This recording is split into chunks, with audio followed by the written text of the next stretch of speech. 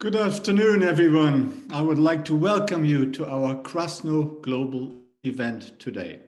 Our distinguished guest today is General Ben Hodges. General Hodges already joined us last September, and I'm very pleased to welcome him back to the Krasno Events series.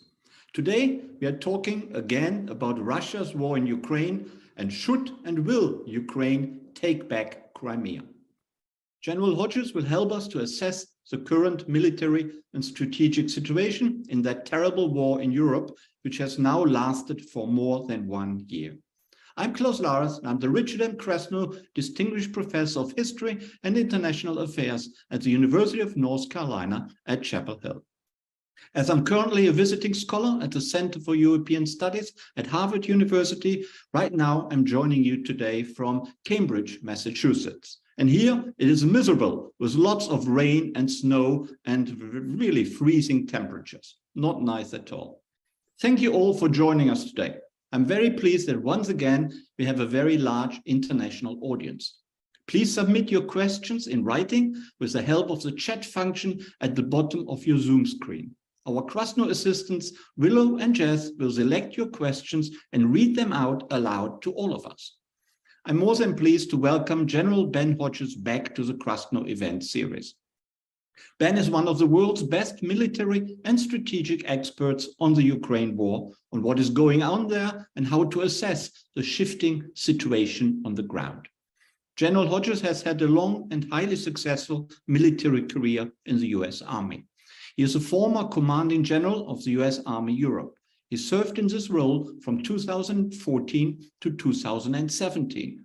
Prior to this, Ben held senior operational and staff positions in Iraq, Afghanistan, Korea, Turkey, and with the Supreme Allied Commander in Brussels. After leaving the army in 2018, General Hodges held the Pershing Chair in Strategic Studies at the Center for European Policy Analysis. He now is a senior advisor to Human Rights First, a non-profit, non-partisan international human rights organization. General Hodges also serves as NATO senior mentor for logistics, and he consults for several companies on Europe, NATO, and the European Union. Ben is also the co-author of the book Future War and the Defense of Europe, published by OUP in 2021. Today, Ben Hodges joins us from Frankfurt in Germany. Thank you, General Hodges, for joining us today. It's great that you could make it again. Much appreciated. Professor Larres, lieber Klaus, I'm grateful that you gave me the chance to come back one more time. Absolutely. No, it's really good to have you here and to have your expertise about what is going on in the Ukraine war. The war began just over a year ago on the 24th of February 2022. What is your assessment of the current military situation in Ukraine? The Russians have had some recent successes. How strong is their military? And will we soon see a Ukrainian counteroffensive?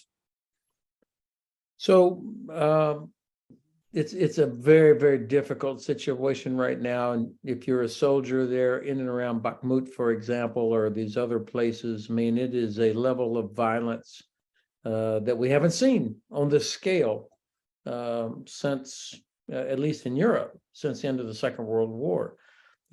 There was a report that came out yesterday that said Russia's casualties in this first year since the beginning of their special military operation surpasses all of their combined casualties in all their wars since the end of the Second World War. So Chechnya, Afghanistan, and all the other places where they've been fighting, they lost more this year than they did in all of those combined. So that gives you an indication of the level of lethality and violence. And of course, we've all seen each day the destruction of Ukrainian infrastructure and attacks on cities, the human misery that's a part of this. Having said that, and that's a pretty blunt assessment of what it's like right now. There is no doubt in my mind that Ukraine is going to win this conflict. Russia has so many different problems that we can unpack here over the next several minutes. It's not going to be easy, but as long as the West sticks together and provides Ukraine what they need, Ukraine will, in fact, win this war, and it's important that they do. I would like to just, for appropriate historical context, yes, the special military operation, or what some people refer to as the full-scale invasion, started a year ago, last February. But the war actually began in February of 2014 when Russia invaded Ukraine and seized Crimea, illegally annexed it, and began extensive support for the so-called separatists in the Donbass region. The reason I highlight this, because number one, this is what failed deterrence looks like. The Russians believed that we would not respond, that we would not be able to stick together. They made a terrible miscalculation because of our apparent unpreparedness. We were still dealing with the retreat from Afghanistan. The UK was a mess domestically. Germany was still building Nord Stream 2.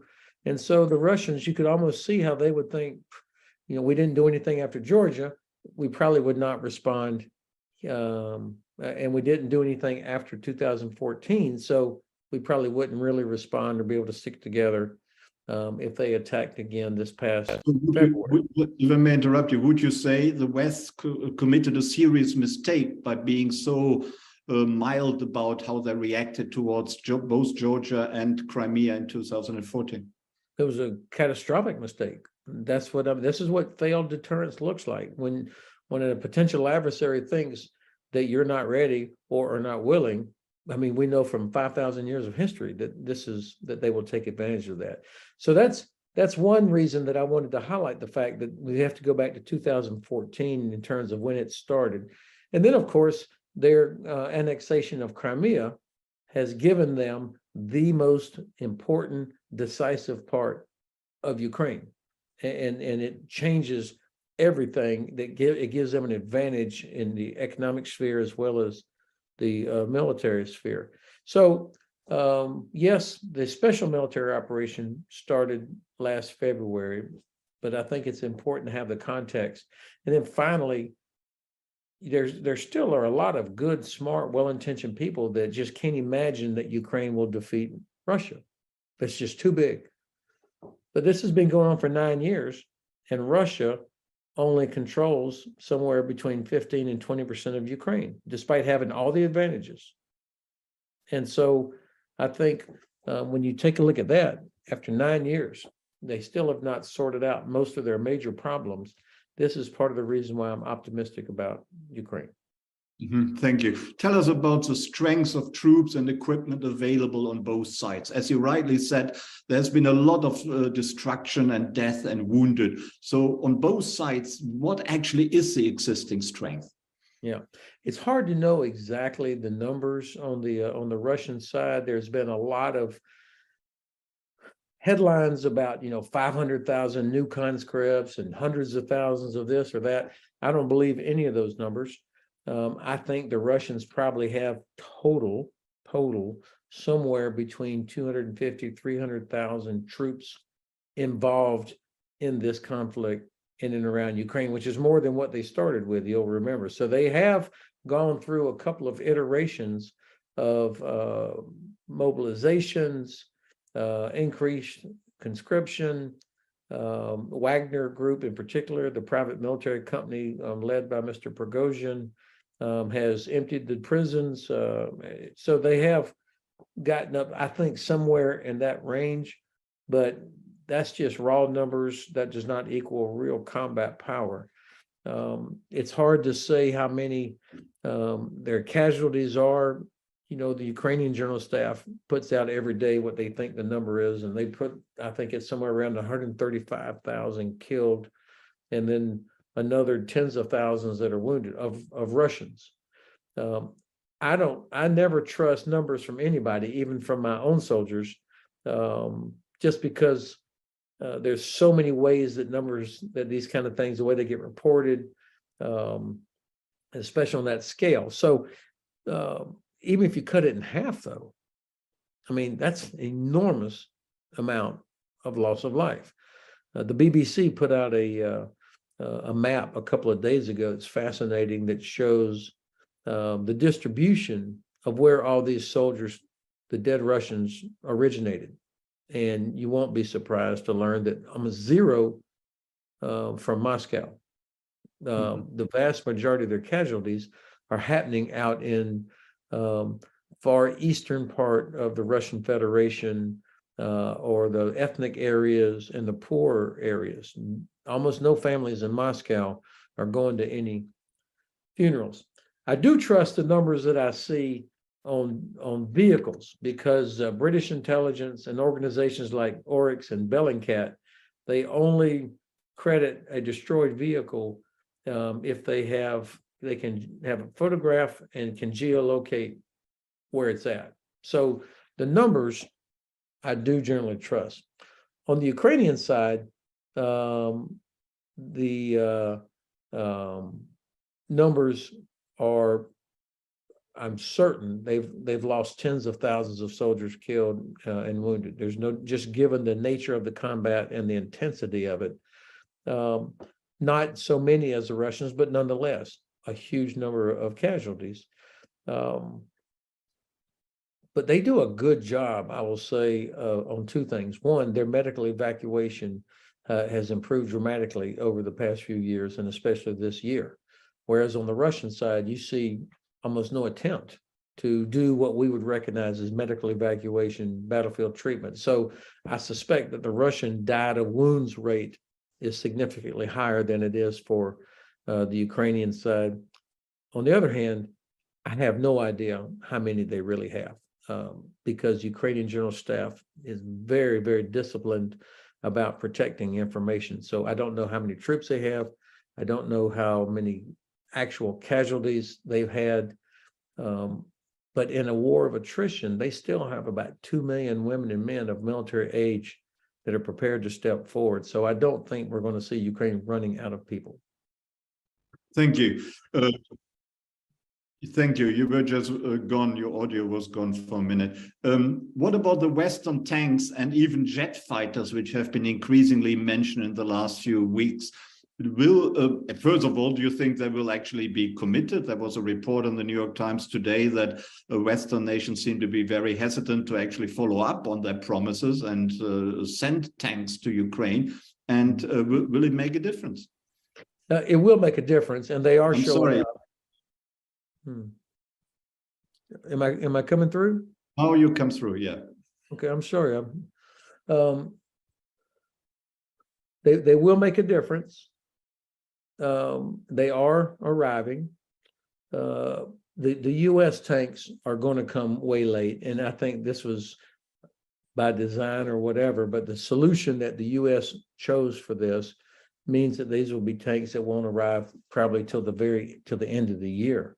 So they won't be a factor, except in that I think this was done deliberately by the administration to enable the Germans to go ahead and agree to provide the Leopards. So 31 Abrams tanks, that's a battalion in the organizational structure for the Ukrainian army, and they will get put into the fight at some point, but nonetheless, they will not be a factor this summer. The German Leopards, of course, which are coming not only from Germany, but also from Poland and other countries, these will make a difference. The Leo is a very, very good tank. And of course, as you know, the crew, that's what makes the difference.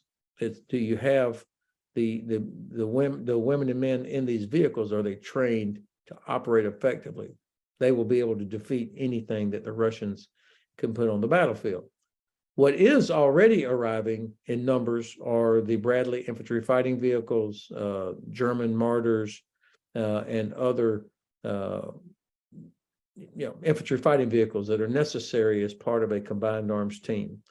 So I suspect that what we'll see is by June, when the Ukrainians launch what I would anticipate will be a significant counteroffensive in the southeasterly direction towards Azov Sea, probably towards Mariupol or Melitopol, for the purpose of breaking the land bridge they will have at least 3 or 4 brigades of their own equipment, Ukrainian tanks, infantry fighting vehicles, as well as the huge number that they captured from the Russians. And then there's probably a brigade, which is 2,000 to 3,000 troops, 100 or so tanks, and a couple hundred infantry fighting vehicles that make up this, what you could call a European brigade, made up of the French, the German, the British, and American armored vehicles. That's consequential, and that will be enough, I believe, to be able to penetrate Russian defenses on a very narrow front in June. But will the Russians also get support from other countries? For example, from Belarus, will they get involved in the war? What about Iranian drones and other commitments? Even now there's talks that the Chinese may send military equipment to Russia. Do you believe that that is correct? Okay, so there's 2 or 3 things here. First of all, one of the reasons I am so optimistic about Ukraine's chances is that they have 52 countries supporting them. Okay. Russia has the ones you just named. Iran is providing drones, which is really a comment in and of itself, that Russia has to import drones from Iran. I mean, that tells you that their defense industry is in bad shape. Sanctions are having an effect. North Korea, I think, is providing some things, but I can't tell for sure. Probably artillery ammunition. And I had heard that they were also providing winter clothing, which is another statement that North Korea would have to provide winter clothing to Russian troops. Belarus is to me, I haven't quite figured it out. I think Lukashenko is continuing to do what he's always done, which is to try and play this role of to do just enough to keep the Kremlin happy by, in this case, allowing Russians to stage there, to launch attacks from there. But he's not, and he has provided ammunition and equipment to Russia for use elsewhere. But I don't think we're going to see any of his 10 battalions fed into the fight, because their level of readiness is going to be worse or no better than what the Russians have. And I think he knows that they will be decimated once they get into the fight. And I think also he may be concerned that they won't actually fight, because they don't have the same sort of animosity or the reason between Belarus and Ukraine that Russia has. But he also, of course, is going to be worried that about getting annexed by Russia. So I think he'll have to continue to play that game. Interestingly, as I had hoped and anticipated, the partisans, if you will, inside Belarus are just launched a strike yesterday that severely damaged, maybe permanently, one of Russia's 7 air. It would be the equivalent to our AWACS, which is an aircraft that flies and has the gigantic dish on top of it that is able to provide a mobile aerial picture for organizing your air forces. Well, one of them was on the runway in Minsk, and the partisans were able to hit it with a drone, and that thing can't fly anymore, at least not for a while. So I expect to see a lot more of those things. Finally, to China, I thought it was significant that Secretary Blinken made a public announcement while he was there at Munich, saying that we know that the Chinese are considering providing lethal aid. Now, if somebody like Secretary Blinken to say that means that they have hard intelligence that would say that. And so I think by announcing it the way he did, it had the same effect as when the US and UK started releasing intelligence about Russia a year ago that put the Russians on their heels. And now China is in the position of having to deny that they're doing this. And so it kind of puts them on notice. I think China would like to see us fail. They don't want to see the Russian Federation collapse. And they're watching to see, can we stick to it to help Ukraine as they consider their own options in the Indo-Pacific region. Thank you. Last time we talked, you dismissed the likelihood of Putin using tactical nuclear weapons, or at least you weren't convinced that he would. Is that still your view, or has that changed in a way? I'm even more convinced that he will not use tactical nuclear weapons. And the reason, now let me obviously be clear that we take that threat seriously. They have thousands of nuclear warheads, strategic and tactical. They clearly don't care how many innocent people they kill. But I think that they take seriously President Biden's warning that there would be catastrophic consequences for Russia if they were to use any kind of nuclear weapon. I think they take that seriously. And from a practical standpoint, there is no battlefield advantage for Russia to use a tactical nuclear weapon.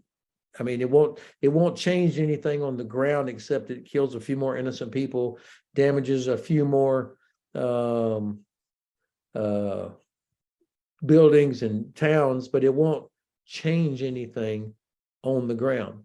So I think that people around Putin realize this. If there's no good outcome for them in anything once they use it. As long as they don't use it, though, they can see that we are very, very concerned. So we're kind of on the margins of giving in to nuclear blackmail. So this is a very important part of this war. Pakistan, India, Israel, China, North Korea, Iran, everybody that has a nuke or is working towards getting one will see that the U.S. is unwilling, that we stop short of providing F-16s or certain weapons just because we're worried that Russia might escalate. That would be a very dangerous situation. So I think the administration is eventually going to push through all that. And simultaneously, we should be communicating directly, and maybe they are privately, directly to all the elites, all the people around Putin, telling them if he uses a nuclear, if you enable or tolerate or allow him to use a nuclear weapon, then all of you are going to hang as well. After the War Crimes Tribunal finishes their job, you're going to be up there on the gallows with him. They need to feel there is no impunity for them. And would you say the same applies to biological and chemical weapons, or is that a different ballgame? I haven't heard the president make a statement that specific, but I would anticipate. Well, first I would say there is no battlefield advantage. There probably would be a devastating consequence against Russian forces inside Ukraine, not inside Russia, but inside Ukraine. And I think the general staff sees that. Mm-hmm.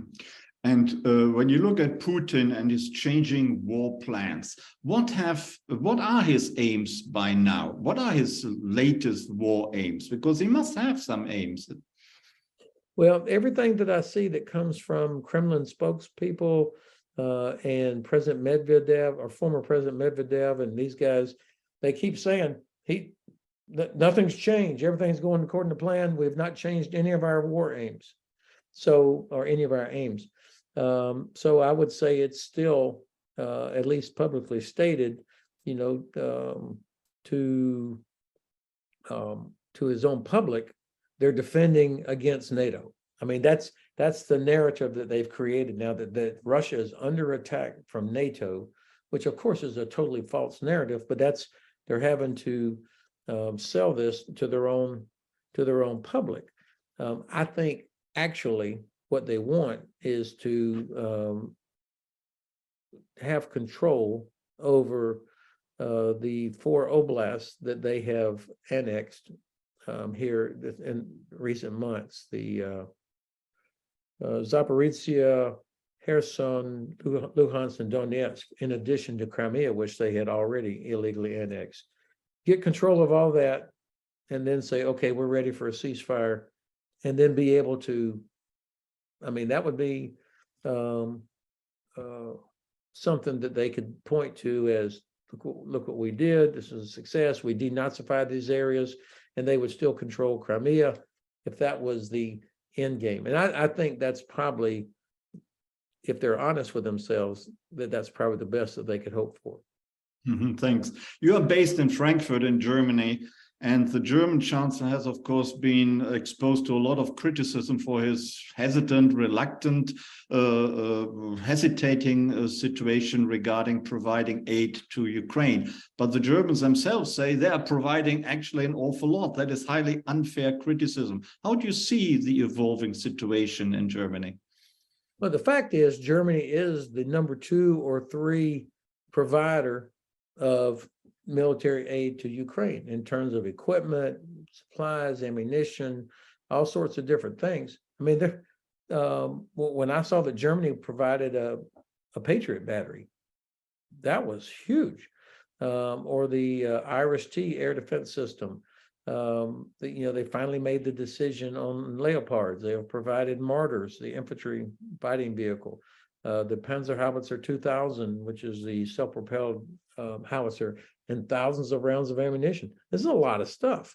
And when you think about where they were a year ago, when the former defense minister talked about sending 5,000 helmets, I mean, they have come a very long way.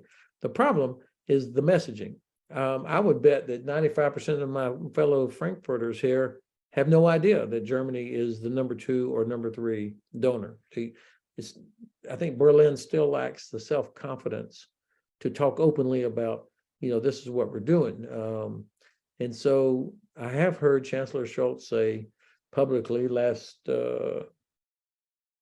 November, December at the Berlin Security Conference, we're with Ukraine for as long as it takes. He stood right next to the Norwegian prime minister who said the same thing. And okay, well that's pretty good. But now that phrase is starting to wear a little bit thin. I mean, for as long as what takes. I mean, they still stop short, as does my president, of saying we want Ukraine to win, and we're going to do everything necessary for Ukraine to win. I think that finally, internally, Germany also, I took great heart at the famous Zeitenwende speech last February, 100 billion euro and all that. But actually, almost none of that has been spent yet. And they just this last month or earlier this month dropped the first contract for new stuff.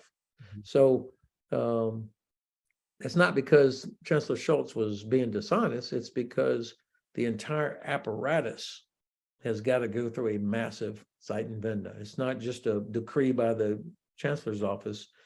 It's the bureaucracy, the ability to spend money, to do what needs to be done is not there. With the exception of the United States, isn't it still geography which defines the situation and the position towards the war? With France in particular, but also Germany perhaps being more reluctant than, let's say, Poland, the Baltic states, and countries much closer to Russia. Isn't that decisive?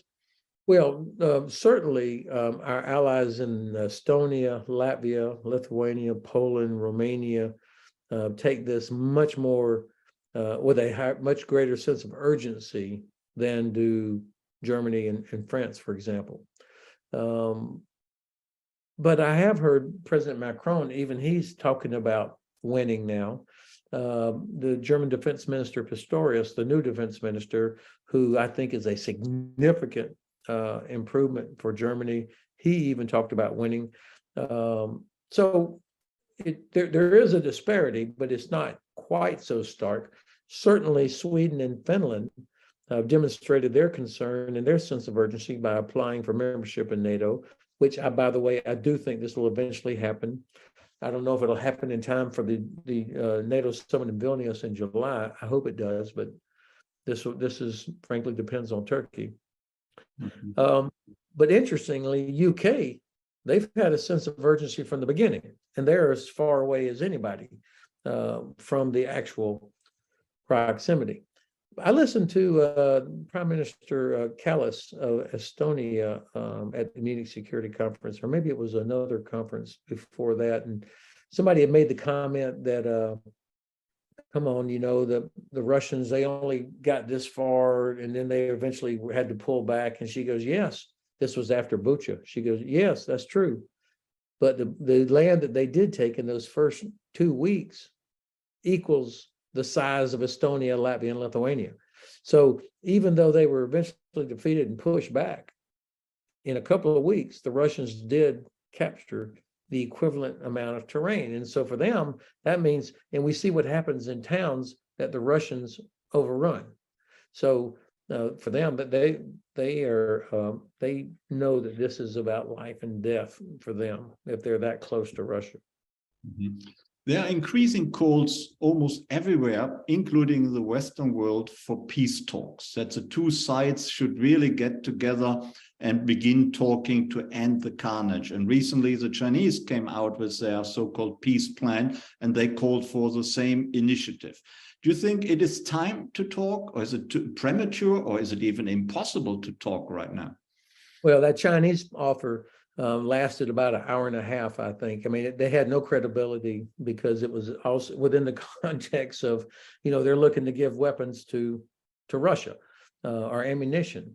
So this is a permanent member of the UN Security Council offering to backfill ammunition that Russia has used to kill innocent people. So they just don't have any credibility. And it wasn't really a peace plan as much as it was a list of possible considerations. But President Zelensky said, "Oh, there's 2 or 3 things in here that we would agree with, such as Russia having to withdraw."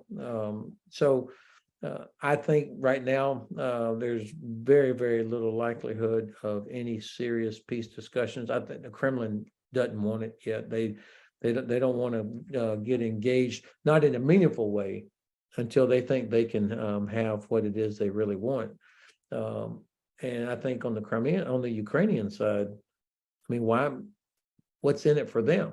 I think they probably have 98% of the population say, absolutely, we're going to keep fighting. I mean, they've lost a lot, and to roll over now, I think it would be impossible for President Zelensky to do that. And frankly, I don't think they should. Russia has done nothing to earn any credibility as a reliable negotiating partner. I mean, any deal with them, you should start with the premise that they're not going to live up to it unless you've got a real compliance protocol in place. And I think, most of these offers and discussions kind of begin with the idea of, for the sake of peace, for the love of God, let them have Crimea, which would be a disaster. Mm-hmm. Do you see any slowing and weakening of resolve in the United States, perhaps in the American Congress, among the American population? Voices saying the war is getting too expensive, let's spend the money at home rather than on Ukraine. Well, certainly there is a segment of American society that has always been isolationist. I mean, there were people that were against the U.S. getting involved in World War II. So that there's always going to be a piece of that, but I think those are the extreme on the fringes. At the Munich Security Conference was the largest congressional delegation that has ever been there, more than 50 members, Republican and Democrat. I listened to Senator Mitch McConnell, the Republican Senate leader, who spoke at the CSU's Transatlantic Forum, which is always kind of one of the kickoff events there for the Munich Security Conference. And he stood up and said, "Hey, look, the reason I'm here with a very large Republican delegation is to disabuse everybody of the notion that somehow the Republican Party doesn't care about Europe, NATO, or Ukraine. We are here because we do care about Europe, NATO, and Ukraine." And he was, without saying it, of course, he was trying to create some separation from the crazies on the far right. So that got my attention. And both North Carolina senators were there, by the way. I saw both of them as part of this delegation. I listened to the chairman, the Republican, Mr. McCall from Texas, who's chairman of the House Foreign Relations Committee. He is all in. He's putting pressure on the administration to do more. So I think for now, certainly throughout the rest of this year, we're going to continue to see very strong bipartisan support for helping Ukraine. Mm-hmm. Thank you. Let's talk about Crimea. Crimea, in a way, has a unique position. And a lot of people say that Crimea should be granted to Russia because the population on the Crimea, even before the war, was largely pro-Russian rather than pro-Ukrainian. And there is pressure to do something about Crimea. On the other hand, the question arises, why haven't the Ukrainians attacked that land bridge leading to Crimea and interrupted the flow of Russian goods, even soldiers, from Crimea into the battlefield? So 3 or 4 important points in your question, Klaus. Now, first of all, the demographics of the population of Crimea is a total artificial creation. As you know, over the decades, Russia has been redistributing the population, deporting Tartars and others, and bringing in Russians. So I don't know that I would use this as the metric as, well, all the Crimeans want to be part of Russia. Plus, I don't think any of you, including you, actually trust any referendum that was conducted while Russian troops are standing there. So, but we'll know better in a few months once Ukraine does in fact liberate Crimea. But the significance of Crimea, I think, has been underappreciated. It kind of does get written off by people saying, "Oh, there's a special historical whatever," or I've even had a very, very well-educated German professor. I mean, it was Professor Doctor, one of those super educated guys. And he said, "Come on, Ben, Crimea's always been Russian." I said, "Oh, Herr Professor, I mean, that would be quite a shock to the Tartars. And since it was Catherine the Great that first took Crimea at the end of the 18th century. So, yes, of course, it has a symbolic meaning for Putin. I mean, he's pretty much staked his personal reputation on this. His popularity went up back in 2014 when they took Crimea. So for him, it has important significance. But I remember last summer, as I imagine most of the people listening to this will remember, when a bunch of Russians were down at the beach on the Western Crimea for their summer holiday, and all of a sudden explosions started occurring at the big Russian air base at Saki, there close to the western coast. There was a massive stow of 30,000 cars trying to get out of there over the next 24 hours. So that didn't look to me like Crimea was so holy to them. If it was, they would have all gone to the military recruiting office and signed up right there to defend Crimea. Of course, it was a holy holiday place for them. Now, I think that Crimea is the decisive terrain for this war. And I say it's decisive because as long as Russia occupies Crimea, Ukraine will never be able to rebuild their economy.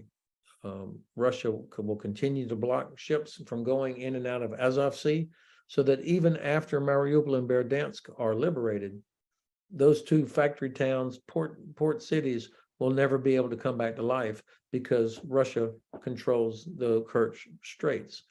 On the Odessa side, there's over 100 ships loaded with grain that are sitting there waiting to go, but they can't leave until a Russian inspector, looks around with a flashlight and then checks them off and allows them to go. That's only possible because Russia has the Black Sea Fleet sitting there in Sevastopol. So it represents an inability for Ukraine to rebuild its economy. It represents a security threat because of their ability to launch missiles, aircraft, ships, anywhere up and down the Ukrainian Black Sea coast. And what's really important, I spoke to a that's 3 various senior director of one of the 2 largest international investment firms. And he said, when I was at Munich, and he said, there will be no investment in Ukraine unless there is an ironclad security guarantee.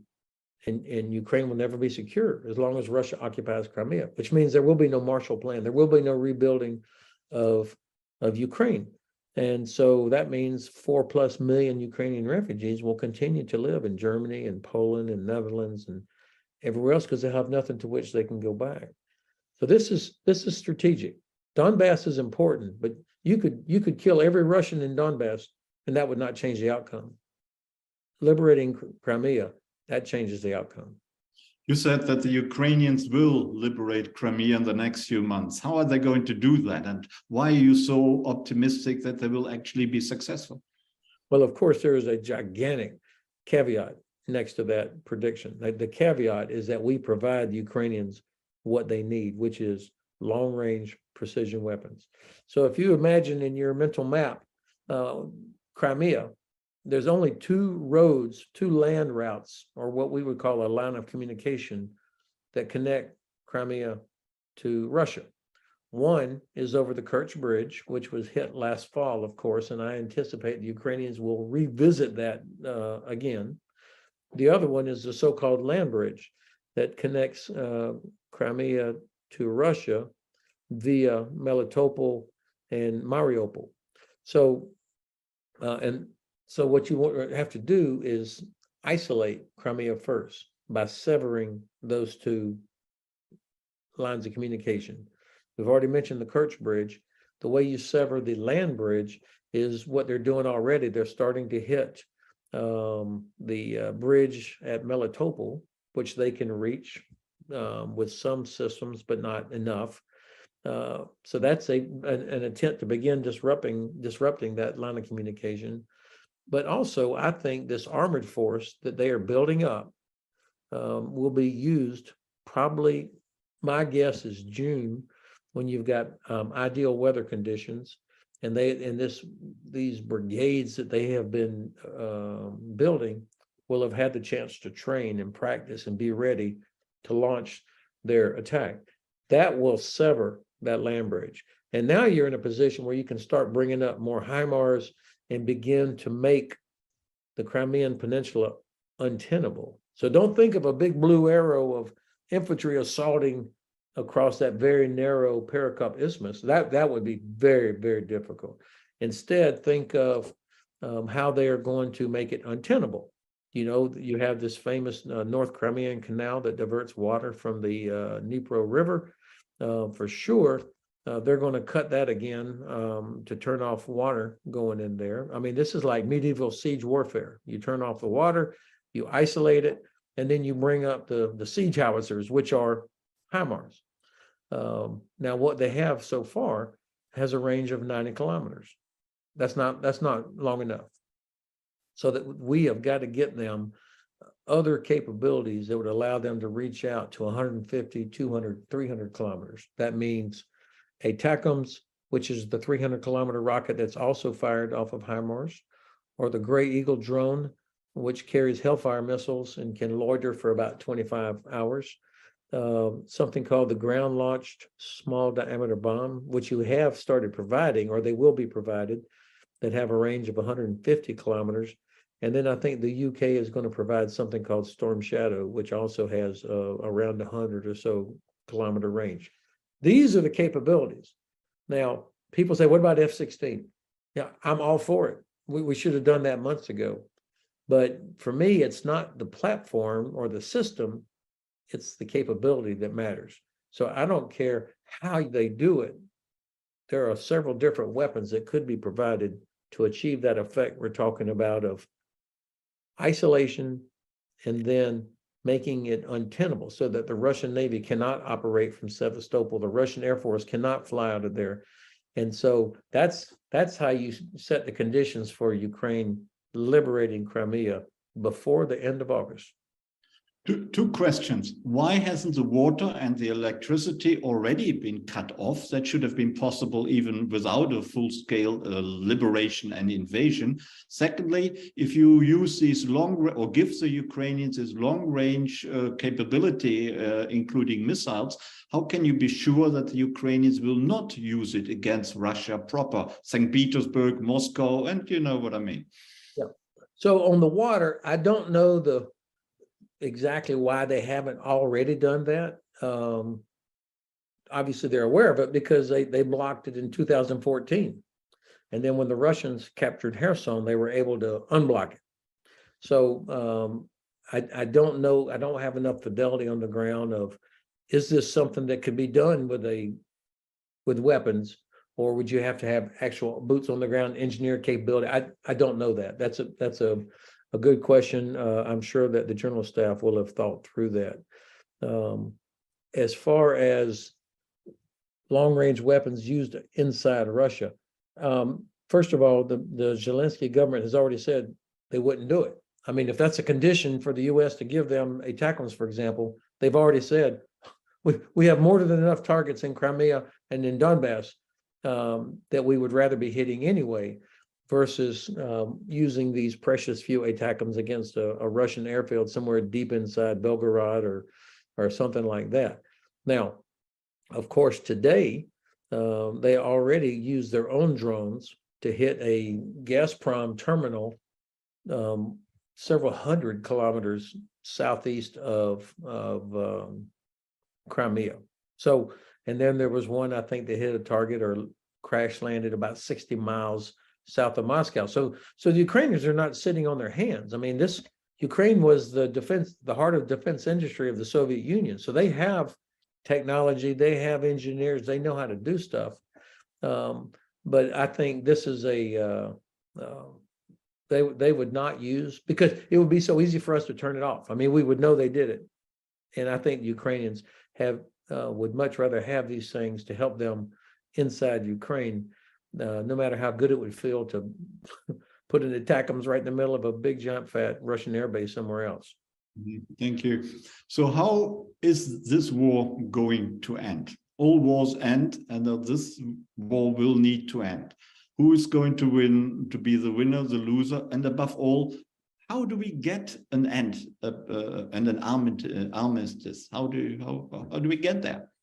So it's a very important question, and I would say that the Biden administration has done a superb job on so many facets of this conflict, keeping everybody together. We have delivered huge amounts of capability to Ukraine, so there's so many positives, but we still are failing the U.S. and so are our allies to provide clarity on the outcome that we want. I mean, to say we're in it for as long as it takes, which is what the vice president said in Munich, that's not an end state. That's a statement of resolve, but that's not an end state. That doesn't accelerate delivery of what's needed. It doesn't provide clarity for commanders who are trying to figure out what to do. We went through 20 years in Iraq and Afghanistan, and no president ever said we're going to win. And we see how Afghanistan turned out. You have to give clarity, and that's what drives everything else. So the administration has got to decide how we want this to end. I think they want it to end with Ukraine winning, but they are overly concerned about possible Russian nuclear escalation. And I think China has something to do with this. I think the Chinese are putting a lot of pressure on there, or maybe, but of course, I don't know that. But because of that, we continue to deter ourselves, and we stop short of giving things as quickly as they should have been provided. And it's affecting our policy decision process. And that's why we're doing things so incrementally, rather than saying, here's everything that's needed, let's get it done. I believe it could end this year. If we decided this would be the quickest way to end the killing is to help Ukraine win this year. But I don't think the administration is there yet. But what do we mean by winning? How, in what way is Ukraine supposed to win? Yeah, this is easy. So the desired end state should be Ukraine regains sovereignty over all of its territory, all of its legal borders. Including Crimea. Of course. Everybody in the world except Moscow and maybe Pyongyang acknowledges that this is sovereign Russian or Ukrainian territory. So yes.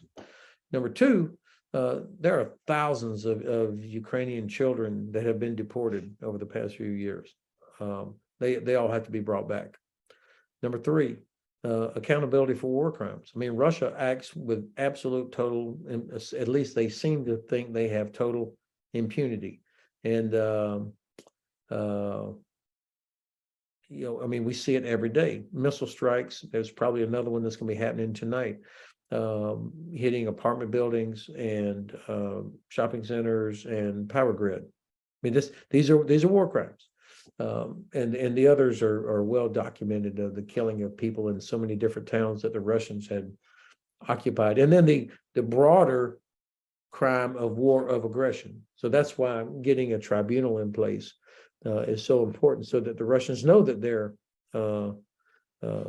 are not going to have impunity. The fourth condition has got to be some sort of security guarantee. Otherwise, as I said earlier, there will be no reconstruction. So these are the four sort of key elements of Ukraine winning.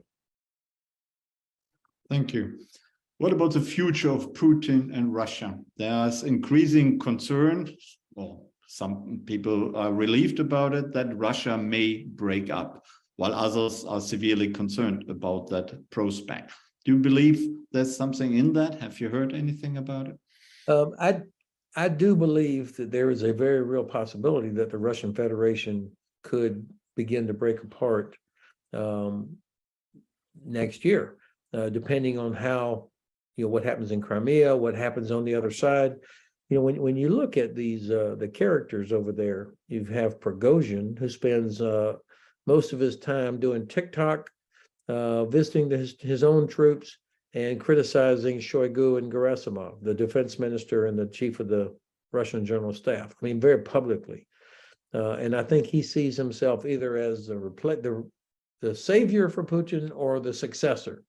But clearly, he feels no allegiance to the general staff, and he complains that they are, screwing him over, that they don't provide him what he needs. I think actually the Russian general staff hopes he fails. They would rather see him fail than their own guys succeed, because he is such a pain to them. But he's still got Wagner troops all over Africa, and they're guarding gold mines, diamond mines. That's how he finances his whole operation. Then you've got Kadyrov, the leader of the Chechens. The Ukrainians refer to them as the TikTok army, because there's always video of them standing around with their vehicles on parade and all that, but you don't ever see video of dead Chechens. So I think Kadyrov is somehow keeping his guys out of the worst part of the fighting, so that either they are in position to break away a third Chechen war, if you will, or maybe he sees himself showing up just in time to be the savior. I don't know. But fortunately for Ukraine and fortunately for us, the Russians have still, after 9 years, not managed to establish a coherent command and control structure that can unify all the different advantages that Russia should normally have, because these guys hate each other so much. And this is why I think there is a possibility of some of the 85 or so republics and areas and other entities that make up the Russian Federation. Of course, there will always be a Russia, but the Russian Federation consists of 80 plus other entities out there. And I'm not sure all of them want to remain a part of what once was the Russian Empire. So if Crimea is lost, then I think it would be very, very unlikely that Putin would still be in power. Would you welcome the breakup of the Russian Federation? It would concern me. I mean, I think it could be a natural outcome of this. I mean, the British Empire broke up, everybody's, except Russia, everybody's empire eventually comes apart. Now, it can be peaceful or it can be extremely violent. So I don't like the phrase regime change, because, we have our own experience in the US with regime change, and it never works out the way you think it will. So this is something that's for the Russian people to decide.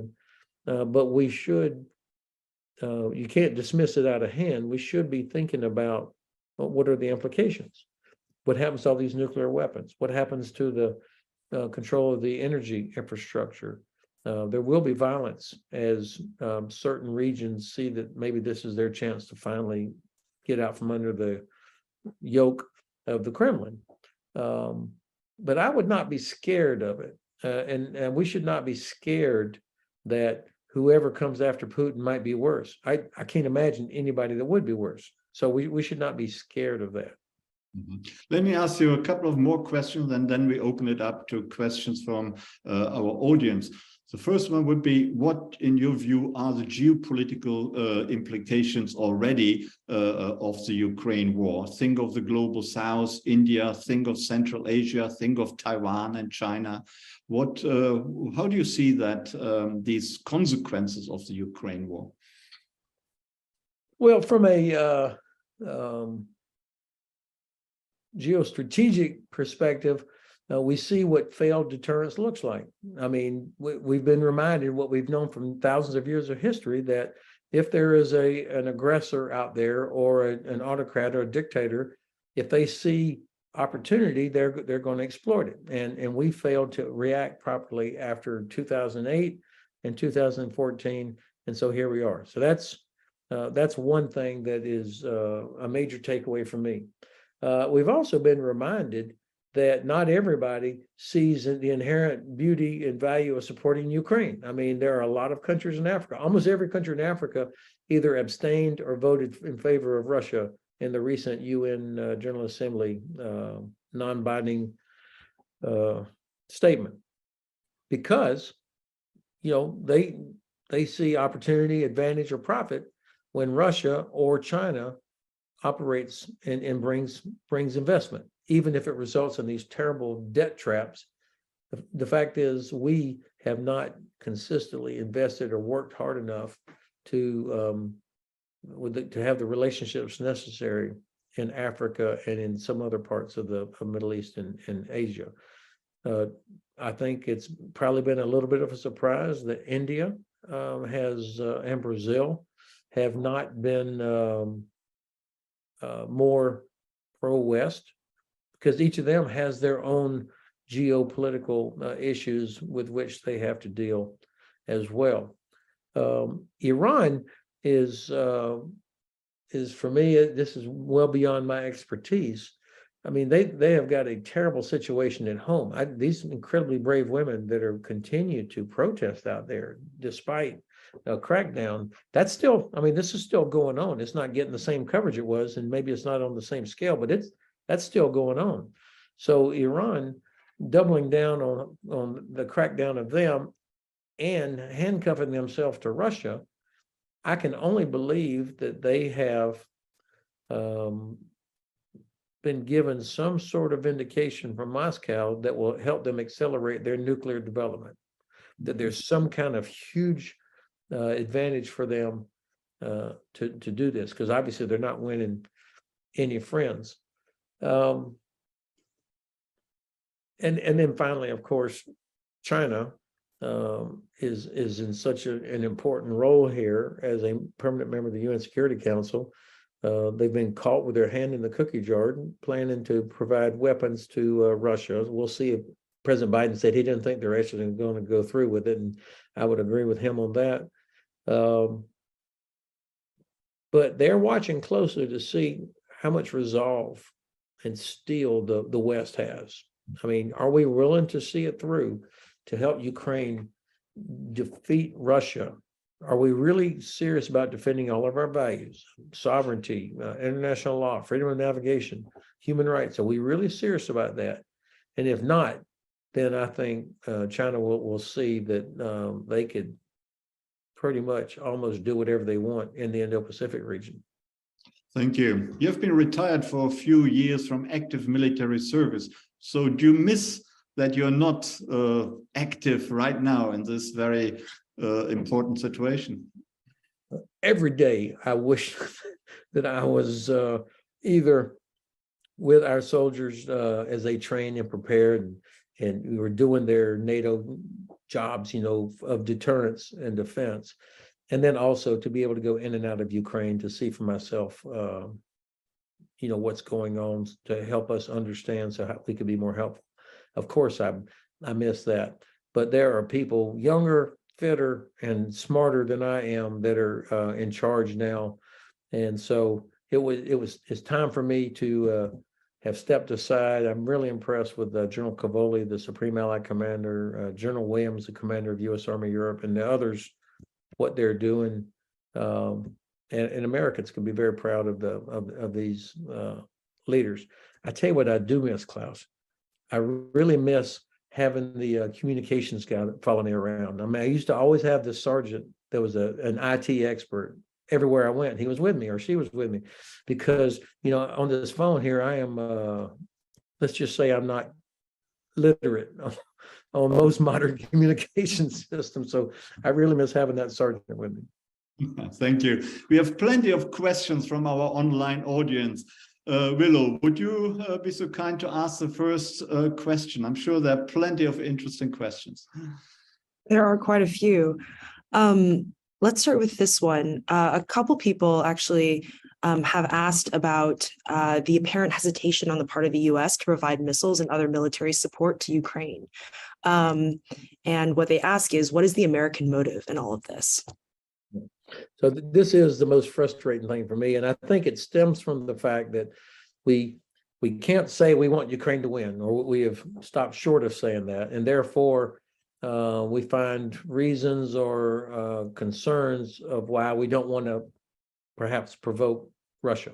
I mean, that's how it comes out. Or they'll say we don't have enough for ourselves. That I've heard that as a reason or justification for not providing the ATACMS, for example.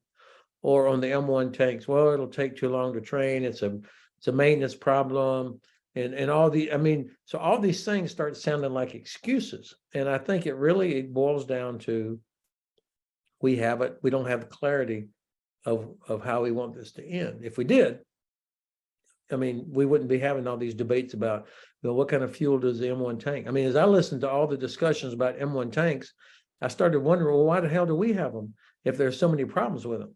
And it's obvious that these were being put out as excuses rather than policy justification. So I think it has to do with concern of provocation and concern, do we have enough if we got into a conflict with China? Thank you. Jess.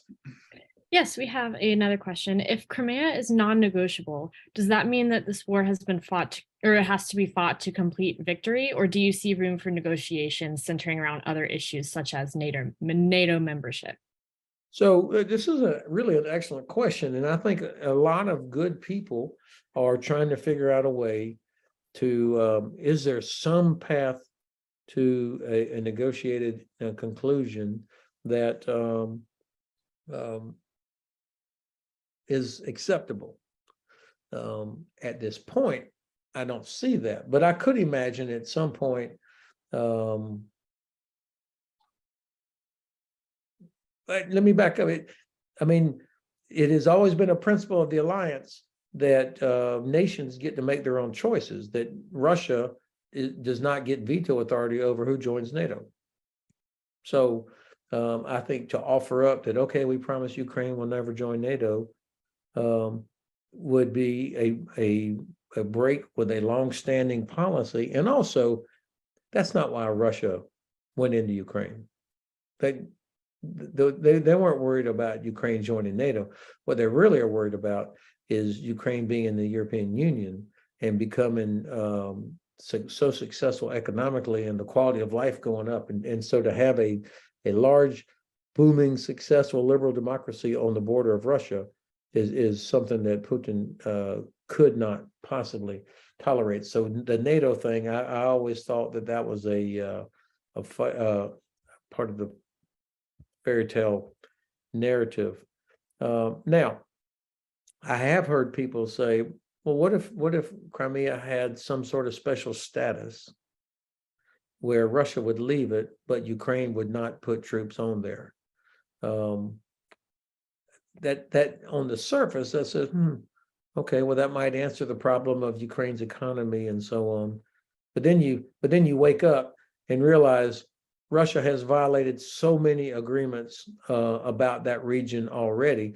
Why should we all of a sudden expect that now they would live up to any agreement? So unless there was a massive peacekeeping force provided by multiple nations, I can't imagine. And then again, why should Russian aggression be rewarded? That Kerch Bridge will still be there. So if Crimea had neutral status or some sort of autonomous status, would the Russians have to take the bridge down? Because that still interferes with shipping of major large ships in and out of Azov Sea. So I don't think there is an easy solution as long as Russia is your negotiating partner. Thank you, Willow. We have a couple questions about Poland. Do you think that Poland's borders are at risk given its military support of Ukraine? They would have been at risk if Ukraine failed, without a doubt. And I think you would have a hard time finding any Poles that don't believe that.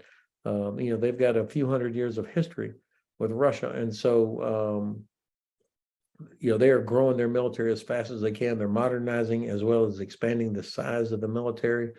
They can't get enough Americans in there. It's already kind of our center of gravity on the ground for Eastern Europe. So I think that they would be very concerned if Ukraine had not stopped Russia. And they already are, of course, are playing a huge role, as is Poland, by being the hub, the pass-through area where all the equipment that the nations are providing comes to southeastern Poland and then is shipped into Ukraine. So they're very concerned. I would anticipate that the Poles will come up with some sort of a, I don't want to call it a security guarantee, but a very active relationship that's more than just neighboring European countries. And I think Poland will be an advocate for NATO membership as well as EU membership. So yes, their border would absolutely be at risk if Russia had been successful overall in Ukraine. And they still have Belarus there that they have to worry about. Mm-hmm. Thank you, Jess. Do you have another question? Yes, of course. There were a couple questions about the possibility of mutiny among the Russian armies. So is there real risk to Putin from a mutiny among Russian troops in response to the ongoing meat grinder? This is another, all of these are excellent questions, Klaus. I don't know if you wrote these questions yourself and they've been planted here, but I mean, these not at all. I mean, these are really good questions.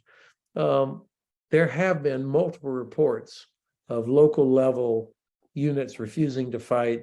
They tend to be recruited from the areas way out in eastern Russia, as I mentioned earlier, because they show up and they are improperly equipped, which we all knew would happen because the Russian system could never, there was so much corruption that they would never be able to properly equip these newly mobilized conscripts.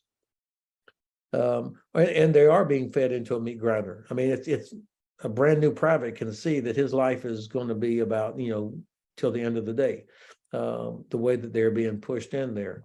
And it's just the part of the problem is that they don't have much recourse. And what can they do about it?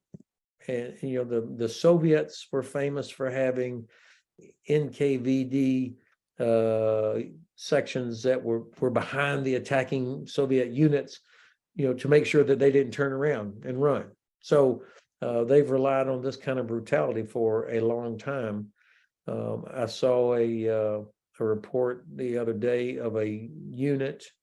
They videoed themselves. They were from Tuva, which is an area in the southeastern corner of Siberia. It's one of the two areas, along with Buryatia, that has the highest mortality rate, the highest number of soldiers killed per 100,000 of any other republic. And they were getting shot at by other Russian units. So you've got there's an Islamic or a religious bias as well, where the Orthodox-based units have such disdain for Muslim troops from Russian Federation forces too. So I don't know that it'll be something like 1917 where hundreds of thousands drop their weapons and walk home. But it doesn't look to me that they've got the necessary sort of morale, fighting spirit, and leadership to keep them together as it continues to get worse on their side. Thank you. Let me just ask you quickly, who actually blew up the Nord Stream pipeline? Seymour Hersh, a very well-respected journalist, claimed in a recent big article the Americans blew it up. And of course, in the United States, they point the finger at Russia, and the Russians blew it up. So the motive really seems to be, or the reason seems to be more weighted with the Americans. Why would the Russians blow up the Nord Stream pipeline? Well, I had heard it was a University of North Carolina chemistry student that was involved somehow, but of course, I completely reject your jab there. What possible motivation would the United States have for doing this? And Seymour Hersh, who is a long-standing, well-known, respected journalist, but also known for some spectacular headline-grabbing pieces that don't always bear out. And I think he had one source that he used, and so I mean, that piece probably got more attention than it deserved. But I cannot answer your question, who did do it? I mean, who would benefit from it the most? The decision for nations moving away from Russian gas had already happened for most nations. And I could envision a Russian motive being because this was still relatively early in this special military operation, a desire to remind other European nations that their infrastructure was vulnerable. But other than that, I mean, I can't come up with a real plausible and certainly no proof of who it was. I think one thing is sure, the Germans didn't do it. Okay, that's probably as good as any guess. Willow, can we have another question? Certainly. So we have a couple questions about China and the Sino-Soviet relationship. We know that China has refused to condemn the Russian invasion. Do you see this as kind of a pledge towards the continuation of the Sino-Soviet relationship? Well, of course, the Sino-Soviet relationship ended back in 1991, I think. But the Chinese-Russian Friends Without Limits relationship apparently does have limits, because I think that President Xi, during the visit of Chancellor Scholz to Beijing, said that Russia should not use nuclear weapons, nor should they threaten to use nuclear weapons. I thought that was very powerful. That was another reason why I have been pretty confident that Russia would not use it, because China is telling them, you cannot do this. There will be zero positive outcome for China if Russia were to use a nuclear weapon. Still, China is looking for ways to, how can they leverage this situation to their benefit? They would love to see us fail, the collective us fail, and especially the United States in this. So I could see why they would be looking for ways to get help, ammunition, whatever, to Russia. I suspect what we would not see is a boatload of artillery ammunition, but instead electronic components that the Russians desperately need to replenish their precision weapons that they have been launching against apartment buildings. If they were able to find a way to avoid sanctions by delivering certain electronic components, I'm pretty sure that they would do that. Or they may be supporting Wagner organization down in Africa as a way to have some influence in all of this. I don't know. I'm sure it's not a simple sort of situation. But I think they also want to avoid U.S. sanctions. I mean, there's a threshold there. I don't know where it is. I can only imagine that Secretary Blinken is talking to his counterpart about this. And the Chinese, of course, their own economic situation is not terribly strong right now. And I think the Chinese are probably trying to find where the limits are. Mm-hmm. Thanks a lot. Jess, do you have another question? Yes, absolutely. So we have a couple questions regarding your opinion on how long the war will last in its entirety, and if American help is the only way to shorten it. So I hate to give a "it depends" answer, but it absolutely does depend on us, primarily the United States, but not only the U.S. If we decided that, doggone it, we need to get this done. Ukraine has already stopped Russia with what they have. So it's no longer about just saving Ukraine. This is about, can we help them win? If we did, then it could happen by the end of this year, because I think Russia is in such a weak position, unsustainable position, at least for now. But if it does drag on for another couple of years, which it could, if we continue to only incrementally provide what Ukraine needs, then eventually Russia will have figured out how to make more of their own ammunition, how to solve some of their institutional problems. So I think, frankly, it's up to us. It could end this year. Crimea could be liberated by the end of this summer, by the end of August, but that depends on us. Why do you say end of August? Why are you so pretty precise about that? Yeah, that's a fair question. I thought if the combination of a land counteroffensive plus the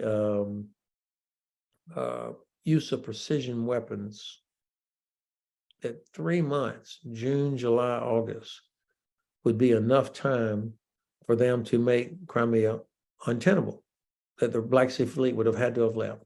And then so many things would start happening, and I think you would start to see a cascading effect. And so 3 months also would be about as long as Ukrainian forces to sustain a land operation as well.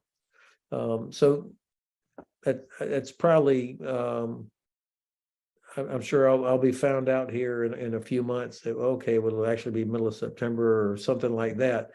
But part of this is also my attempt to get smart guys like you to challenge my timing, because there is this kind of a mindset out there that there's no way Ukraine can defeat Russia.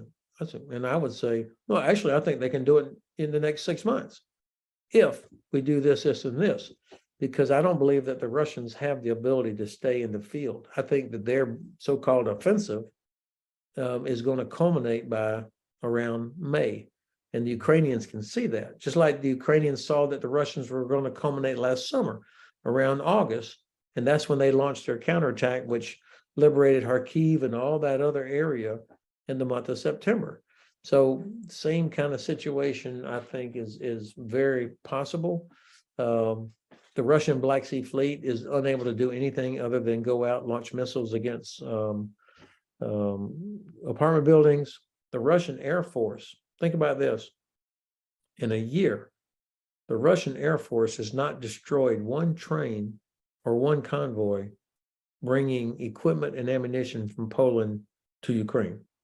I mean, we spent months in 1944, before the Normandy invasion, going after the French rail network and the German trains to make sure that they were to disrupt as much as possible and to minimize the Germans' ability to defend. The Russians have not been able, despite overwhelming numbers, have not been able to destroy one train or one convoy. I think this points to some of their serious weaknesses. But what you also say is that time seems to be on the side of the Russians rather than on the side of the Ukrainians. Is that? If it goes beyond this year, yes. Thank you. Willow, please. You've mentioned failed deterrence as a cause of where we are today a few times. Does the American government look like it's learned a lot from this conflict? Has our foreign policy towards other potentially aggressive actors changed, or will they change? So one of the best things that's happened in the past year is that Senator Shaheen of New Hampshire and Senator Romney of Utah together put forth bipartisan legislation requiring the U.S. government to develop a strategy for the greater Black Sea region. This is so important, and it's now the law of the land, by the way. So the government's got to come up with a comprehensive strategy that addresses diplomatic efforts, the information space, and economic investment, as well as military or security policy. This means this will force us to fix our relationship with Turkey, Georgia, help with Romania, Bulgaria, Moldova, and obviously Ukraine. So a comprehensive strategy for the region. This is something that the U.S. government is finally getting around to doing that's been needed. In the past, we've talked about Ukraine as if it was an island, Georgia as if it's an island, rather than a region that's knitted together and connected together by this Black Sea. And so I think this will be a positive outcome. I think the right half an hour down the road from me here in Frankfurt, the U.S. has a new 3-star headquarters called the SAGU, the Security Assistance Group, Ukraine, which is responsible for helping to modernize their military. This will be a part of that kind of long-term effort. Warships going in and out of the Black Sea, of course, is controlled by what's called the Montreux Convention of 1936, which gave Turkey sovereignty over the Bosphorus and the Dardanelles. And the treaty says that non-littoral states, i.e. nations like the United States, Canada, UK, Germany, France, Italy, can only come up into the Black Sea through the straits with the permission of Turkey, and it's for a very specific amount of time and a certain size warship. This is an important treaty because it does give Turkey also the ability to keep Russian ships out during time of conflict. And the Turks, even though our Turkish allies are very frustrating, they have done this, and this has been important. So fixing our relationship with Turkey will be an important part of the way forward. Thank you very much. Jess, please. Yeah, so since you just mentioned the role of Turkey, what role do you anticipate for them when it comes to peace negotiations? I think that President Erdogan sees himself as the grand statesman of the region, that he does in fact have some sort of a relationship with Putin as well as Zelensky, and he has tried to position Turkey as, this is their sort of area. And he has had some success with the grain deal. You remember last fall that got the grain flowing again, although it is trickling. He has kept Russian ships, new additional Russian ships out, but he's also kept all of us out as well. He has provided drones to Ukraine. He's been adamant that Crimea is part of Ukraine because of the concerns they have over how the ethnic Tatars have been treated there by the Russians. But they also have not been as helpful on some other things that I think they should have been. But I'm always reminded of a meeting I had with a Turkish staff officer when I was living in Izmir, and I went up to Ankara to talk to this lieutenant general who was the chief of plans and policy for the Turkish General Staff. This was back in 2013 or so. I said, sir, how's it going? He said, Ben, I wake up in the morning. I've got Russia to the north, Iran, Iraq, Syria to the south, the Caucasus to the east, and the Balkans to the west. It's a hell of a neighborhood. And I kind of laughed, and then I thought, oh my God, on all of our maps, Turkey is down in the bottom right-hand corner of the map, and every headquarters in Europe. But of course, when he wakes up in the morning, Turkey's in the middle of his map, and it is a hell of a neighborhood. And so while I don't forgive any of the terrible decisions that the Erdogan regime has made or how they treat journalists there and other things, we have not done a good job of appreciating their strategic concerns. And they have been a good, loyal NATO ally since 1952. Well, they're not letting Sweden and Finland into NATO right now. Right. And this is classic Ottoman using leverage for negotiation to get as much as you can out of it. Now, President Erdogan has and this drives me crazy. I mean, obviously, Sweden and Finland should already be in the alliance, but he's got a very, very difficult election coming up in Turkey. If it had been a few months ago, he would have been defeated probably. And so he's doing what he has done for years, which is whenever things are going bad at home, to create external threats or problems. And so the idea that Sweden, which is true, by the way, has a very large Kurdish population and members of the YPG and the PKK openly there. So he's able to demonstrate to his own population that he's being tough on this terrorist organization. And so at some point, I think this will get solved. Secretary General Stoltenberg is personally working on this. And I saw yesterday that Turkey's Foreign Minister Çavuşoğlu is meeting again with his Swedish and Finnish counterparts. I'm hopeful that this gets announced at the NATO summit in July in Vilnius. I feel very confident about Finland. I'm just not sure yet about Sweden. Thank you. We have got only a very few minutes left, perhaps a couple of questions before we end it for today. General Hodges was so kind to grant us 90 minutes, which is a long time already. So let's go to the last two questions, perhaps. Willow, would you like to start? Yeah. So should Ukraine win the war, whatever that may entail, what do you think the process of rebuilding might look like? So the estimates run from $500 billion to $1 trillion. I mean, this will be enormously expensive. All of you guys have seen video of what these towns look like, rebuilding infrastructure, places to live. All of this is going to be very expensive. And but the European Union has impressed me with they're rolling up their sleeves. I mean, they see the importance of this.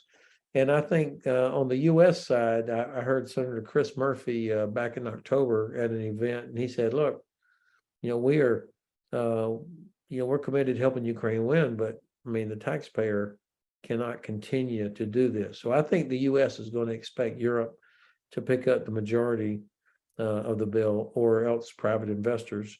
But Germany, Japan, both were able to rebuild. Europe was able to rebuild after the war, and Ukraine has an incredible population. The women and men there, I mean, the resilience and their technological savvy. I think we're going to see a very, very strong Ukraine 10 years from now. And I think all these people that have fought for so much, they're going to have just about zero tolerance for corruption too. So it's going to be a much better place when all is said and done.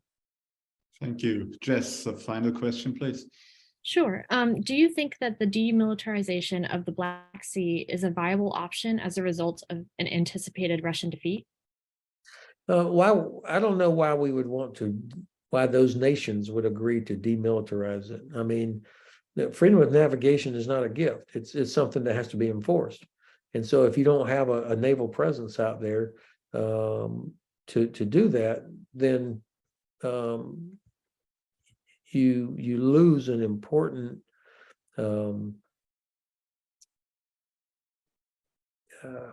what's the right noun? It's a requirement for trade. And then when you say demilitarize, does that mean just no military, no Navy ships? Does that also include protection of your coastline? All of these different things. I'm not sure I would be in favor of something like that. I mean, every nation has the legal right to defend themselves. And so the idea that somehow the Black Sea could become a demilitarized zone would be pretty difficult to enforce. And I don't know that I would agree with that. Mm-hmm. Thank you very much. There are many voices who say currently that's a war between NATO and Russia. It's the final answer. Do you believe there's something in that? Well, certainly this is the narrative that the Kremlin needs because they cannot possibly tell their people that they have been hammered and crushed by Ukraine, which was supposed to be a corrupt group of neo-Nazis. So they've got to make it look like this is us against all of NATO. But for sure, every country in NATO, I think everybody except Iceland is providing some sort of capability to Ukraine. So I don't think I could be honest and say, no, NATO is not involved with this, because of course we're providing intelligence. The nations of NATO are providing support. but there are no NATO troops on the ground. There are no NATO aircraft flying overhead.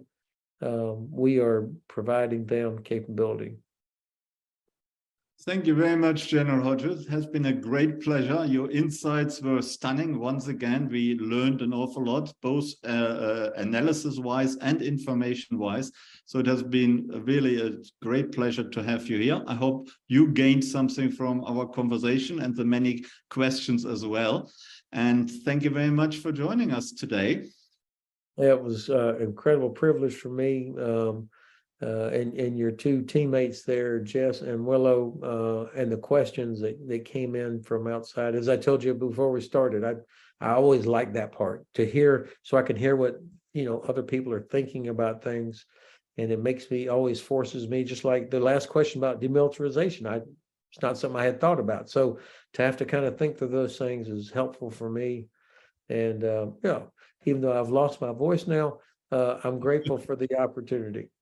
Thank you very much again. And of course, thanks to Willow and Jess for having done such an excellent job. Our next Krasno event is actually about Germany on the 23rd of March, also at 2 p.m., where we will talk about the global position, the global influence of Germany, and of course, Olaf Scholz's Zeitenwende and its implications. For today, thank you very much to everyone for joining us. We have had a very large and impressive international audience. And last but not least, thank you, General Hodges, for joining us today. It was really very interesting indeed.